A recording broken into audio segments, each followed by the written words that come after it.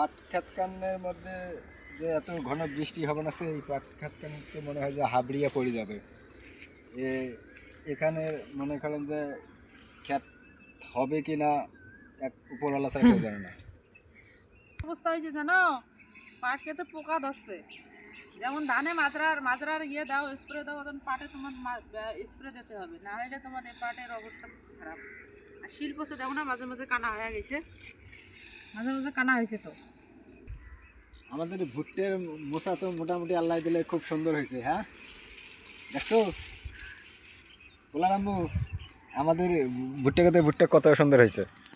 আমি তো ভুট্টা করবে না, তোমাকে দেখি না যে ভুট্টা গাড়বই না, তাই না? ভুট্টা সুন্দর হয়েছে, আল্লাহ ভুট্টা তো ছিঁড়াই যাবে।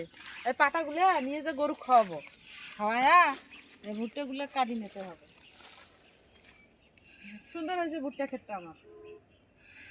আমাকে তো ধরা খাইছে, ভুট্টের মধ্যে আল্লাহ দিলে উঠিয়ে দিবে।